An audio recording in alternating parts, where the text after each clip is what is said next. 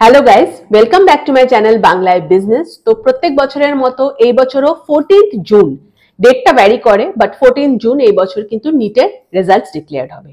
নাও প্রত্যেক বছরই almost 25 lakh aspirants নিটে appear করে, আর সিটস কত আছে 1.5 লাখ।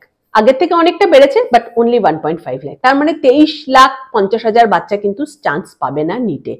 যদিও তারা অ্যাপিয়ার করবে, তারা অনেক পরিশ্রম করবে সেই এক্সামটা ক্লিয়ার করার জন্য, বাট স্টিল তারা চান্স পাবে না, কেননা সিটস তো 1.5 লাখ আছে, এর বেশি তো নেই। That's why. তো এই যে 23.5 লাখ স্টুডেন্টস, তাদের সবারই একটা ড্রিম থাকে যে আমরা হেলথ কেয়ার সার্ভিসেসে কাজ করব, হেলথ কেয়ারে আমাদের নিজেদের কেরিয়ার তৈরি করব।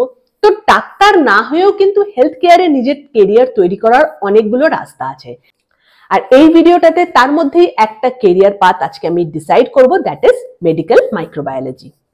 সো মাইক্রোবায়োলজিতে একটা রিওয়ার্ডিং কেরিয়ার তৈরি করার জন্য তোমাকে নিটের মতো কোনো হার্ড এক্সাম দিতে হবে না। ইজিলি তুমি মাইক্রোবায়োলজিতে কেরিয়ার তৈরি করতে পারবে if you are a BSc graduate in any field of life science. মানে তুমি বিএসসি বোটানি করতে পারো, বিএসসি জুলজি করতে পারো, বিএসসি ফিজিওলজি করতে পারো। যে কোনো ফিল্ডে তুমি যদি বিএসসি করে থাকো তাহলে কিন্তু আফটার বিএসসি তুমি এমএসসি মাইক্রোবায়োলজি করতে পারবে। অর এলস প্রচুর কলেজ আছে আমাদের ক্যালকাটা ইউনিভার্সিটির আন্ডারে যারা মাইক্রোবায়োলজিতেও কিন্তু বিএসসি কোর্সেস প্রোভাইড করে, যেরকম Jyotish Roy College, Scottish Church College, Lady Brabourne College, Ashutosh College, এরকম প্রচুর কলেজ আছে যারা মাইক্রোবায়োলজিতে বিএসসি প্রোভাইড করে। বিএসসি মাইক্রোবায়োলজিও করতে পারো, অথবা BSc in any life science category, physiology, botany, zoology, anything. So BSc honours in microbiology is the stepping stone. তোমাকে যদি মাইক্রোবায়োলজিতে নিজের কেরিয়ার তৈরি করতে হয় তাহলে বিএসসি মাইক্রোবায়োলজি এই কোর্সটা তোমাকে ফার্স্টে করতে হবে, and then of course MSc in microbiology. Now MSc in microbiology যখন তুমি করবে, সেটার জন্য কলকাতাতে অবভিয়াসলি সিইউ আন্ডারে তো প্রচুর কোর্সেস আছে, সেটা তুমি করতে পারো।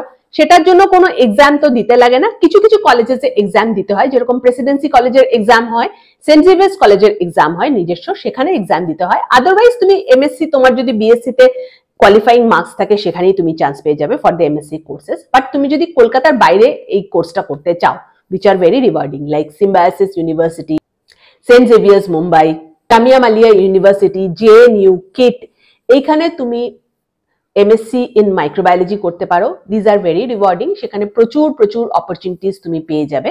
সো এখানে যদি তোমাকে এমএসসি ইন মাইক্রোবায়োলজি করতে হয়, ডেফিনেটলি এদের এক্সামস হয়, প্লাস তোমার কিছু ক্রাইটেরিয়া থাকে যেখানে তোমার বিএসসি এর মার্কসকেও কনসিডার করা হয়। সো এটা তুমি একটা দেখে নিতে হবে যে কোনটা তুমি করতে চাও।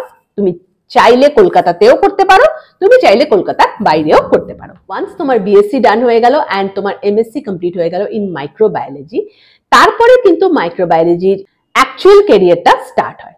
সো যখন তুমি এমএসসি করবে তখন অবভিয়াসলি তোমরা জানো অবশ্যই এমএসসির মধ্যে একটা প্রজেক্ট সবাইকেই দেওয়া হয়, সামার প্রজেক্ট। অ্যান্ড মাইক্রোবায়োলজির ক্ষেত্রে এটা খুব ইম্পর্টেন্ট, বিকজ মাইক্রোবায়োলজি কিন্তু অ্যাক্রস দ্য ইন্ডাস্ট্রিজ দরকার হয়, নট অনলি যে হেলথ কেয়ারে কাজে লাগে তা।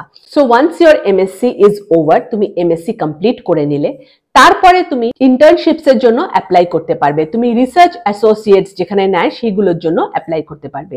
আর এখানে তোমার কাছে একটা অপশন চলে আসবে, either you can go for medical microbiology, যেখানে তুমি মেডিকেল ইনস্টিটিউটস মানে hospitals, diagnostic centres, research centres এইসব জায়গায় কাজ পেয়ে যাবে, সেটা তুমি করতে পারো। আদারওয়াইজ ইন্ডাস্ট্রিয়াল মাইক্রোবায়োলজিও কিন্তু একটা বড় সাবজেক্ট, সেখানেও তুমি চাইলে কিন্তু নিজের কেরিয়ার তৈরি করতে পারো। সো এবার ডিসকাস করবো অ্যাজ এ মাইক্রোবায়োলজিস্ট তুমি কোথায় কোথায় জব পেতে পারো। দেখো, অ্যাজ এ মেডিকেল মাইক্রোবায়োলজিস্ট তুমি যখন মেডিকেল মাইক্রোবায়োলজি নিয়ে পড়াশোনা করলে, মেডিকেল মাইক্রোবায়োলজিতে তোমার যদি ন্যাক থাকে, তাহলে তো অবভিয়াসলি তুমি যেখানে জব পাবে সেটা হচ্ছে hospital, diagnostic centres, research based companies. Basically হসপিটালের যে ইনফেকশন কন্ট্রোল ডিভিশনস থাকে সেখানে মেডিকেল মাইক্রোবায়োলজিস্টদের দরকার হয়, আইসিইউ সেখানেও দরকার হয়, অনেক জায়গায় প্রত্যেকটা হসপিটালে কিন্তু মাইক্রোবায়োলজিস্টের দরকার পড়ে। সিমিলারলি ডায়াগনস্টিক সেন্টার্সেও দরকার পড়ে। Second, biotech is an upcoming field in India nowadays. Biotech companies are growing like anything. Biotech startups K government fund করছে, বায়োটেক কোম্পানিজরা প্রচুর ডেভেলপমেন্টস করছে, জেনেটিক্সে প্রচুর ডেভেলপমেন্ট হচ্ছে, মলিকুলার বায়োলজিতে প্রচন্ড ডেভেলপমেন্ট হচ্ছে, bio informatics is coming up like anything. So এই প্রত্যেকটা ফিল্ডই কিন্তু এমন একটা জায়গা যেখানে অ্যাজ এ মাইক্রোবায়োলজিস্ট তুমি তোমার কেরিয়ারকে গ্রো করতে পারবে।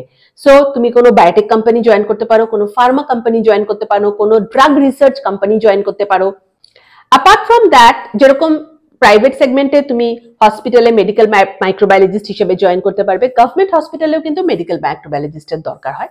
সো গভর্নমেন্ট সেগমেন্টেও হিউজ ওপেনিংস থাকে প্রত্যেক বছরে ফর মাইক্রোবায়োলজিস্ট, সেখানে তুমি অ্যাজ এ মাইক্রোবায়োলজিস্ট জয়েন করতে পারো, সেখানে রিসার্চ করতে পারো, কেননা হসপিটালের প্রত্যেকটা রিসার্চ ইনস্টিটিউটের কিন্তু প্রচুর ফান্ড থাকে ফর রিসার্চ যেখানে মাইক্রোবায়োলজিস্টদের দরকার পড়ে। গভর্নমেন্ট হেলথ ডিপার্টমেন্টের মধ্যে কিন্তু ইনফেকশন কন্ট্রোল, তারপর কমিউনিকেবল ডিজিজেস, প্রত্যেকটা আলাদা আলাদা ডিপার্টমেন্ট থাকে। প্রত্যেকটা ডিপার্টমেন্টে কিন্তু মাইক্রোবায়োলজিস্টের দরকার পড়ে। প্রত্যেক বছর গভর্নমেন্টের এই জব ভ্যাকেন্সিজ গুলো বেরোয়, এগুলো চেক আউট করে নিতে পারো, এমপ্লয়মেন্ট নিউজে পেয়ে যাবে, আদার পোর্টালসেও পেয়ে যাবে, সেখান থেকেও কিন্তু government job as a microbiologist তুমি পেয়ে যাবে। নেক্সট, ভেরি ইম্পর্টেন্ট, যারা মেডিকেল মাইক্রোবায়োলজিতে যেতে চাইছো না তাদের জন্য। নাও অ্যাজ এ ইন্ডাস্ট্রিয়াল মাইক্রোবায়োলজিস্ট তোমরা কোথাও জব পাবে? ফার্স্ট তো এরকম কোনো কোম্পানিতে যেখানে এনভায়রনমেন্টাল ইস্যুস নিয়ে কাজ হয়, যেখানে পলিউশন কন্ট্রোল, ওয়েস্ট ম্যানেজমেন্ট এসব নিয়ে কাজ হয়, তো সেটা একটা গভর্নমেন্ট অর্গানাইজেশন বডিও হতে পারে, প্রাইভেট অর্গানাইজেশন বডিও হতে পারে।